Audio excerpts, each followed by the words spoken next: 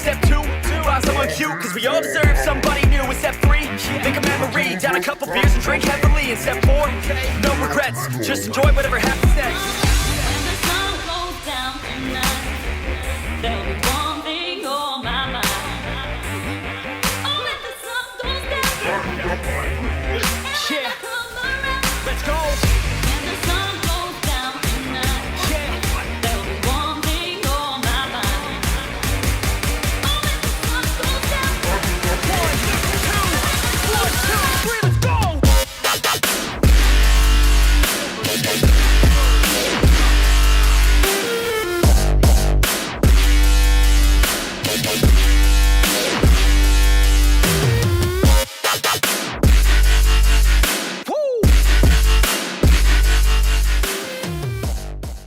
Hello friends, Manalmon is here bringing you the Taskmaster guide video as well as his gameplay. So watch this video till end to know some useful tips and tricks on how to play him. I'll cover mostly everything about him. This is the build that I was using on him, and next is this is the Powercore that I was using on him. Though I'll talk about what changes you can make on his build as well as his Powercore. So let's get to this video, and I know I am posting this video after a long time. Like there was a lot of happening at my place, like I was out, but okay, I will talk about this thing later in some other video. Let's talk about the Taskmaster in this video. So Taskmaster is a fighter hero in the game. I think he is a lot better to play in jungle than a top laner. So try to use him as a jungler, not the top laner, but like he is super cool. He is very good to play. He has a lot of skills, but on the other hand he is also hard to play. If you are thinking that this is my first match and I was able to play so well, so it's not. I was playing with him in the training mode around like 2-3 matches against different bots, and then I was like testing his skills in a like different styles, like how if I can do this, if I can do that, then a little bit of build items.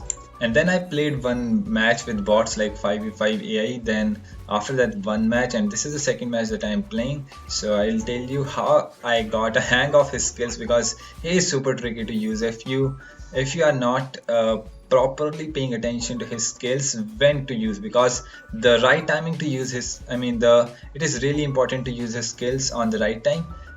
If you have a good hand on Deadpool, then I would say you can play him well. By the way, if you are thinking the comparison between Taskmaster and Deadpool, I would say Deadpool is much better than Taskmaster, and I will tell you that later when I died the second time in this match. So let's talk about his skills. I think you have already read that he has two modes. His passive is that when he uses his fourth basic attack in the sword shield mode, he is going to throw his shield, which is going to do a ricochet damage on the 2 enemies. That means you are going to hit 3 enemies. So if you have played Arena of Valor, it is a little bit similar to the Wonder Woman passive, but the shield he throws is going to revolve around enemies like the Captain America. When you hit someone, it is going to strike the second enemy, the nearby enemy. In the same manner, Taskmaster shield is going to attack 3 enemies. First it is going to hit, then the other 2 hits on the nearby enemies or minions. And when he is in a bow arrow form, he is going to shoot 2 arrows while doing 1 basic attack. And this is the reason why I think you should be more in the marksman form, that ranged form, so that you can deal more damage on the enemies. Then when you want to play aggressive, change the mode, or like change into sword shield mode and then attack the enemy, then get away, use your blink skill. So here is that moment where I think that Deadpool is much better than Taskmaster, because Deadpool has that untargetability and immunity which Taskmaster lacks. Like he has good mobility but not that good. Like he cannot escape much easier. So Deadpool is better because of his skills, but the range of his that marksman, that bow arrow, is much better than the Deadpool. Deadpool has less range, and I'm surprised to see that Taskmaster has more marksman range than the Moonstar. Like this is, it's a little bit more, I feel like, or it's similar. It's around Angel's range. Like I feel much comfortable to play him than the Moonstar. His skill 1 is simply he's going to kick the enemies in the shield sword mode, and in the marksman mode he's going to shoot 7-8 arrows. I don't remember the number, but he's going to shoot those arrows in front, and they are going to penetrate through the enemy. So it's not like you're going to hit just one enemy, you're going to hit multiple enemies in that line. Then his skill 2, which is charging type in both forms, sword and arrow form. His in the sword shield form, it is similar to magic skill 3. Like you are going to get the damage reduction bonus and then knock up the enemies, and in the arrow form you are going to shoot arrows to the nearby enemies in like random enemies, and then mark them with a marker. I mean, you will see that the arrow mark on the head of the nearby enemies, and that arrow mark can only be on the jungle monsters and the enemy heroes, not on the minions or the Surtur as well as the Leviathan, that avatar of boss. They don't get that mark. And then there is one more thing to his skill 2. You get a special skill 1 to perform with while charging your skill 2. This is where it get a little tricky to use that skill. In sword shield mode, you are going to perform an extra kick on the enemy if you use your skill 2 while holding that charge in skill 1. You can see like that glowing part on the skill 1, it is that thing. And in the skill 2, in the same way, in the skill 2 you are going to shoot the enemies with the arrow. Like if you will see that when I will be using, and that's the tricky part to use them. So the trick is that it took me a little bit while to figure out that. I cannot show you my hands, but this is how you are going to perform. Hold the skill 2, and then because you are going to move with your joystick, then move there, and then drag your thumb on the skill 1 and then leave it. That's how you are going to, just remember to move out from the circle of the skill 2, then only you will be able to use skill 1. And I would say practice it in the training mode so that you get that timing of how you use it, because it deals a lot of damage. That the burst damage you get from a skill 2 skill 1 combo of your archer form, of a marksman form, and try to stack up on the enemies those arrows, and you will deal boom that damage. That I think it is going to blast arrows on the enemies, because they get damaged a little bit later after using the skill 1. So now for your ultimate or ultra skill, you change modes. So when you are in the arrow mode, that marksman mode, you are going to switch to the sword mode, and when you do, you are simply going to blink. The fault in this thing is that there is no direction of the blink. So what happens is that in the direction of your joystick, you are going to move in that direction.